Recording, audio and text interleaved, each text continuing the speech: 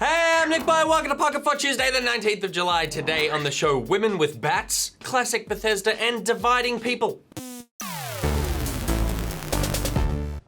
Alright, here's what's been making headlines, and first up, Australian developer Big Ant Studios has acknowledged that women exist, and sometimes they play sport. The Melbourne-based studio, famous for developing sports titles, has committed to including women in all of its future games. They confirmed earlier this month that they would be including a women's league in the next installment of the Don Bradman cricket series, despite having little financial reason to do so, at least in the short term. With respect to whether the inclusion of female leagues in their sports titles is a good financial move, Big Ant CEO Ross Simmons said to IGN, "Unfortunately, I seriously think that right now it's not going to bring us a lot of sales differential. The amount of investment in putting the women in there will not equal the amount of sales difference for having done it. And look, it's great to have good press for it, that is fantastic, but really it is because it is the right thing to do." Big Ant has an internal motion capture studio where they've been recording the athleticism of women's Big Bash League players in order to authentically animate their female character models. It's technology that has cost them millions of dollars to purchase and install. Hopefully, by making their lineup more inclusive, they might see a quick return on their investment. Next up, and Microsoft has revealed a launch date for the Xbox One S. The new Slim console is launching in Australia on the 2nd of August. However, for a period after launch, only the most expensive model, the one featuring a 2TB hard drive, will be available, and it'll set you back 549 Australian dollars. The 1TB and 500GB versions of the console will drop at a cheaper rate at a later date. Next up, and an old army of the dead is inbound. Capcom confirmed this morning that they will be bringing Dead Rising, Dead Rising 2, and Dead Rising 2 off the record to Xbox One and PS4. This will be the first time a Dead Rising title has appeared on a Sony platform. Capcom didn't offer any more details, so we're unsure at this point whether these releases will be upscaled ports or more fleshed out remasters, but we're likely to hear more soon. The original Dead Rising will also be getting a PC release. So PS4 players, you're getting Dead Rising, but you still can't get ahead in Overwatch. A bug in the PS4 build of Blizzard's team shooter had been rolling player accounts back, eliminating progress including the deletion of loot box skins and voiding victories. Blizzard managed to isolate the root of the problem and patch out the bug, but it seems like any lost information is irretrievable. Luckily, the game is fun enough to grind out all that gear again. Alright, now it's time for Thing of the Day, and after that I'm going to be talking to one of the devs from Deus Ex Mankind Divided. Thing of the Day.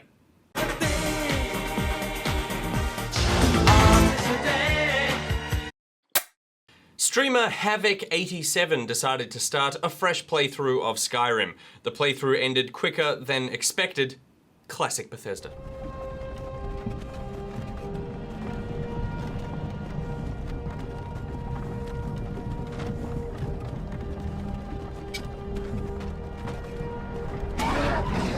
What the f?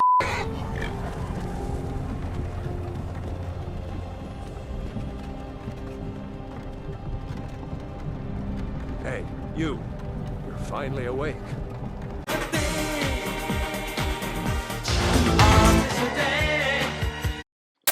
I'm joined now by Olivier Proulx, who is a game producer on Deus Ex Mankind Divided. Thank you very much for coming in. Thanks for having me. All the way from Montreal. Yeah. What a trip. Our first question for you. Look, the world's gone to shit, both in real life and in the game. Right. Adam Jensen is back. What's the sort of setup for the game right at the beginning? Yeah, so the world went a bit to shit at the end of Human Revolution. There was this big incident with all the population that had augmented limbs. They were basically hacked and triggered into losing control of their own body. Lots of people died, and now we're in a setting where people are scared of augmented people. So we are in a pretty dark world where augmented population are being pushed into ghettos. There's a lot of segregation, and we're back with Adam Jensen, who was our hero from the previous game, who wants to get to the bottom of the conspiracy. He works with the anti-terrorist group with Interpol to try to help counter terrorism, but at the same time he feels that there may be a front for the Illuminati. They're in on it. For the Illuminati. Exactly. At the core of the game, the whole game was just a front for the Illuminati. I think we're a front. I think you seem Illuminati-esque, I was going to say, when you came in. Careful. So we've already seen some pretty big sort of hub areas and game areas in some demos and stuff. How is having more space in the game to wander around changed the way in which you've approached the design? Right, I think with this one we tried to go much deeper with the design. So our city hub in Prague is very, very dense. There's a lot of verticality to the level. You can go down to the sewers, which there's a lot of things happening there. You can go up many levels of different apartment buildings. So what's happening in the sewers? you just have people trying to survive, some augmented people there just trying to make it on their own. You have some other little factions or characters. You got any turtles down there? There's no turtles. Ah, that's a shame. So yeah, a very dense environment. You can explore it, find side missions. You can talk to everyone you see in Prague. It's not like a big crowd system. So every time you see a character, you can have maybe a short conversation with them, maybe find a side mission, or sometimes it just give you a couple of unique lines, but everyone has something to say. You can infiltrate people's apartments, read their emails, find different secrets, find a lot of loot. So it's just a very dense and fun sandbox to explore beyond just following the main missions. I feel like Adam's a bit of a sort of peeping Tom.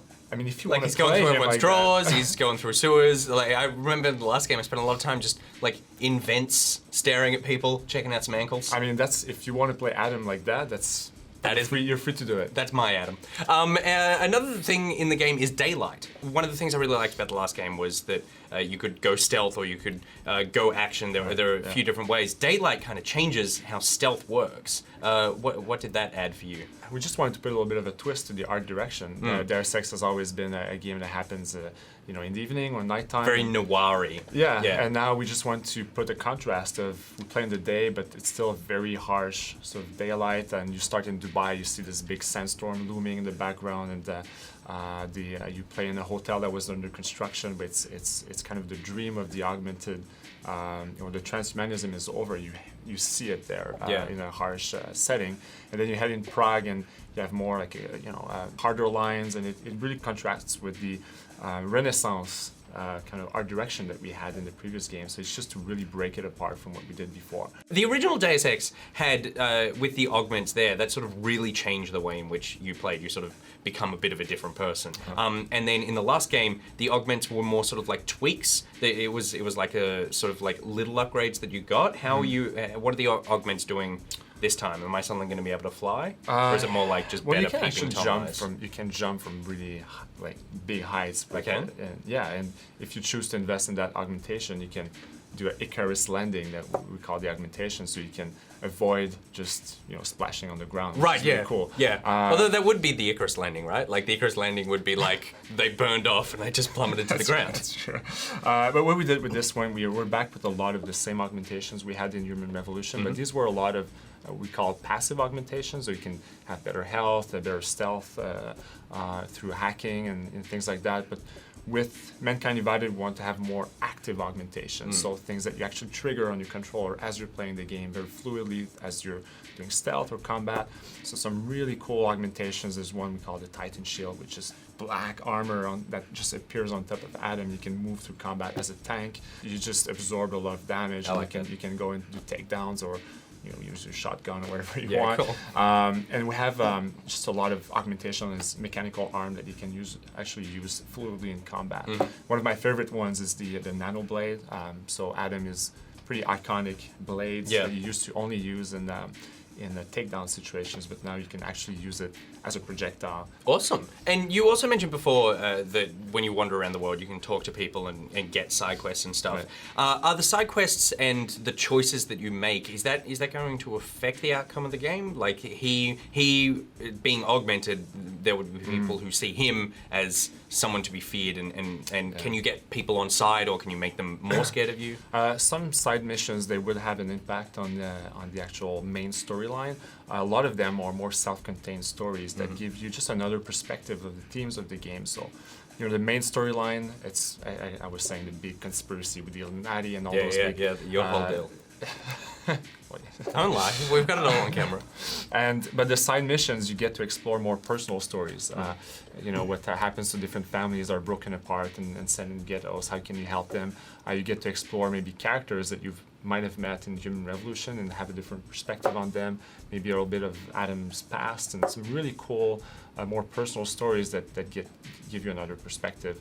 But certainly, as you play as Adam Jensen, being mechanically augmented, walking through this environment, you feel the oppression. You feel constantly the cops can ask you for your papers. People comment on the fact that you're a clank and you shouldn't be here. And we wanted the world to tell you that you know, you're not supposed to be there. And as a player, it's a bit jarring, but in a good way. That feels sadly reflective of the real world right now. Like I feel like too much. Yeah, I feel like this is quite prescient at the moment.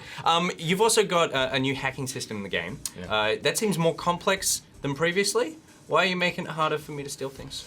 Well, we give you more tools actually to play with this. Right, So okay. there are more challenges, but we layer it in a way where, you know, the first hacking challenges that you will have are going to be a bit easier to sink your teeth into, but then you'll have more challenges, but then you get more software to, you know, play with. So it's just, we wanted to add more depth to it. We thought it worked really well in Human Revolution, but we just want to give a bit more to our players. And I mentioned as well, we have Remote Hack, which is another active augmentation on your arm, so you can disable cameras, for example, disable robots temporarily if you want to, you know, choose to be a really powerful hacker, but more from a distance. So that one's really cool too. In the developer commentary for Human Revolution, it was revealed that lots of content was cut from the game, whether it was for time or it just wasn't fitting in. Is that the same here? How much have you pared back this game as you've gone through development? I think this one we pretty much everything that we set out to do we did. We actually added like a map pretty late in production, which as a producer it gives me a lot of you know, sleepless nights. But we decided to tackle really the challenges. Just having dreams of maps the whole time. Exactly. So no, of course, as you go into a game development process, there's some things that you have to leave on the cutting board, or maybe some characters that you simplify a little bit because there's so much dialogue to write and so many things to look at that you want to focus on what's really important for the player, to not divert like everywhere and at the end just have a mediocre product that's really large. We prefer to have something a bit more focused. So we have to make those decisions as we go through, but overall we're really happy with the scope of the game and what we're able to accomplish. And you're a game producer, so finally I assume you've played through the game? Yeah, I've played like a lot of the game, all of the game, but like in different bits and pieces. Yeah. Would you recommend, because I'm not someone who generally likes stealth in games. I liked it in the last game, and then I liked it in Metal Gear Solid 5, and I have categorically hated it in everything else. Do you recommend that I go through the stealth path, or should I just armor up and just punch everybody, and that's how... I think you can... What's more fun? There's a more fun way. Don't hold out on me. There is a more fun way to play the game. Which way is it? I think there's no like preferred way to play. I'm going to give you like a politician answer here. That is such an Illuminati answer. There's no preferred way. If you're a stealth player, I think the game supports it really well, but we worked a lot on the combat aspect and the controls fluidity for people like you who are more into combat and the visceral action. The way I like to play it, and again, it's not a comment how you should play it, but I like to start with stealth, try to go, and when I break stealth, I just... When things go to shit. Yeah, then I just roll with it. Armor up. So I try to have a well-balanced character, and I think that's where the game can really shine, and there's a nice flow of the game. So if you play stealth, you break stealth, you don't feel like, oh, I have to reload the game because the combat is so clunky and I don't have cool augmentations.